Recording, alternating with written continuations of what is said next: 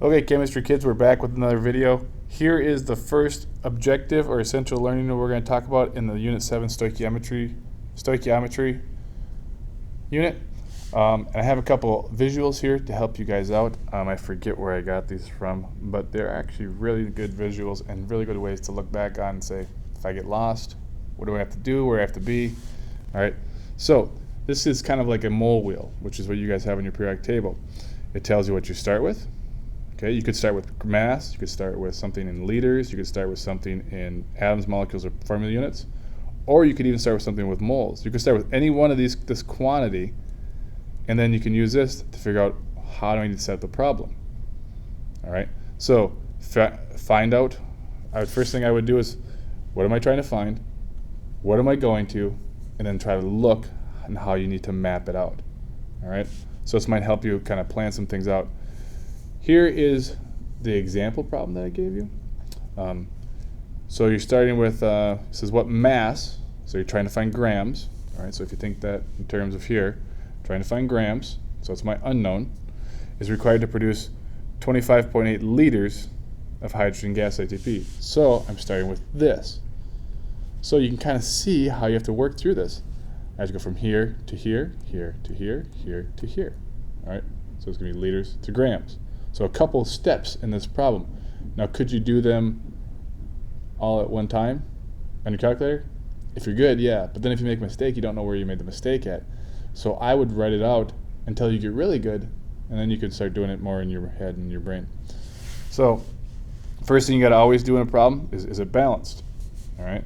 So they give you an equation that's not balanced. Make sure you balance it. This one's balanced now. Notice we have 2 moles of aluminum, 2 moles of aluminum, 6 moles of hydrogen, 6 moles of hydrogen, and we have 3 sulfates. 3 sulfates. It's balanced. And here's how we're starting with. Here's what we're going to. Here is our setup. All right. So always write the given first. 25.8 liters of hydrogen. And then our next step, we go from here to here. So if we want to get rid of liters, liters will go on the bottom. If you notice, liters on the bottom, moles is on top. Then we do our mole-to-mole ratio. Where does our mole-to-mole ratio come from? It comes from the coefficients in the chemical equation.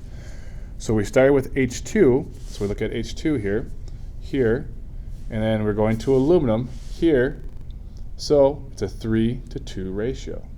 All right, so use the coefficients to find your mole-to-mole ratio. So where do these come from? Just so you guys know, this number came from here, and this number came from here. All right. Now this step's important because you know how these two compounds relate to each other in a chemical reaction. We know there's for every 3 moles of this, there's 2 moles of that, so then we can mathematically figure it out. And our last step was go from moles of aluminum to grams of aluminum. So we went from here to here. That's our first step. Mole-to-mole ratio, and then went moles to grams, where we just have, this is the weight of aluminum on the periodic table. This is 26.98, so you can just look that up. Then you punch it all in, do your calculations. This divided by that, times that, divided by that, times that. So remember, any number that's in the numerator, you multiply by. Any number that's in the denominator, which is on the bottom, is going to be divided by. And you should get an answer of about 20.7. All right, and realize that this has 3 significant figures here. The number you start with has 3 significant figures. You can't be more accurate than the number you start with, all right? Because these are all just conversions; they don't really count. So let's try to use this as an idea of how we can set up our problems for these next ones. So let's try a couple. So it says, what mass of hydrogen peroxide must be decomposed to produce 48.6 grams of water? Well, we know what we're starting with. Here's our starting product. And what we're trying to find is mass of hydrogen. All right, so we're going from grams to grams. So if we look at this, grams to grams we're trying to find. So here's my map. All right, there's my map of how to figure it out. So first thing we got to do is make sure this thing's balanced. And is it balanced? And right away you should say, no, it's not. Because the oxygens are too many oxygens. We have 3 total oxygens on this side. We only have 2 there. So what we can do is say, let's make this a nice even number. Let's go with 2. So now we have 4 total oxygens, but now we have 4 total hydrogens. So now if we just put a 2 here, 4 hydrogens, 4 oxygens, 2 and 2 is 4 oxygens, 2 and 2 is 4 hydrogens. Now we're balanced. Now we can continue on. Now let's set it up. We got to write it down our given first. 48.64 grams of H2O is my first step. All right. So if we look at our mole, it says I wrote down my given. What do I do? Okay. Well, then here's what we got to do. We're starting with grams, right? First step, grams to moles. What do we got to do? Molar mass, so grams over moles. But we want to get grams on the bottom because we're starting with grams, so we want the grams to cancel out. So grams to moles. And we're specifically H2O, H2O. We know that any molar mass of anything is equal to 1 mole of it. So we have 1 mole.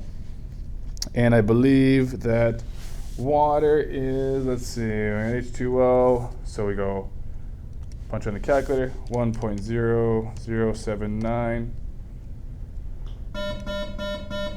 Hey, thank you to the staff who've already signed in. I just wanted to let everybody else know if you're in the building, I am here, and I have... Well, that was a nice interruption. Obviously, we have a snow day today, and I'm making videos. So, let's move on. Here's where we're at. Moles, so then what's the grams of this, of water? So we go 1.0079 plus 1.0079. Remember, this is the weight of water because we have 2 of them, plus oxygen, which is 15.999. Gives me an enter, and we get 18.0148. All right, there's my first step. Grams of oxygen cancels out. Now we have moles. Now we go from moles of H2O to moles of whatever we're trying to find, in this case, hydrogen peroxide, which is H2O2. All right, how do I know that's my next step? Well, I went from here to here. Now I gotta go moles to moles, mole to mole ratio. So I have to look at my chemical equation for that. So what coefficient do we have in front of the H2O2? Well, we have a 2. So it goes there. And what number do we have in front of the H2O? We have a 2. Well, it's a 2 to 2 ratio, which you can reduce down to 1 to 1. So it's a needless calculation, so to speak. So we have an even ratio. And then our last step would be going from moles, moles of H2O cancels out. They go from moles of H2O2 to grams of H2O2. All right, so 18.0148 plus 15.999. So this guy's going to weigh 34.0138. And it's always equal to 1 mole. So then we go, moles cancels out. Now our problem is set up. Now we calculate this bugger out. And how do we calculate it out? We go 48.64 divided by the 18.0148 because it's on the denominator. You divide it. Enter. And then this is an unnecessary step because this is just a 1-to-1 ratio because you can reduce it down. So you don't need to do anything calculator-wise. And you have to multiply by the 34 because it's in the numerator. So you multiply it by 34.0138. And you get a calculator answer of 91.837335552. And this is my calculator answer, but my real answer, because we start with 4 sig figs here, round this to 4 sig figs, so it's going to be 91.84 grams of H2O2. And there is my answer. All right, so kind of involved, lots of stuff going on here. Try this next one. Give you a second to try it, and we'll see how you guys do. All right, so I gave you a second to kind of look at it. Hopefully you guys got it all done. First thing you got to do is make sure you have a balanced, so if you read it, you should make sure you have a balanced equation. If you balanced it, it should look like this, a 2, 2, 2, 1 coefficients. So 2 moles of Na and 2 moles of H2O produce 2 moles of NaOH and 1 mole of H2 gas. Remember, H2 is a diatomic, that's why it needs to be H2 and not just H. And then the first thing we got to do is write down our given. So if we write down our given, if we look at this problem, we should say, well, our given is Oops, this is H2. 8.2 liters of H2 gas. Yeah, it doesn't look very good, does it? Oh, right up here. Of H2 gas. All right, so that's our given. So we got to go from liters to atoms. So if we look at our setup up here, liters to atoms. See atoms right there? So we got to go from here to here, here to here, here to there. All right, lots of stuff going on. So first step, go from liters to moles. Okay, and how do we do that step? Well, we just go like this. No periodic table necessary, because at STP, any gas occupies this much area.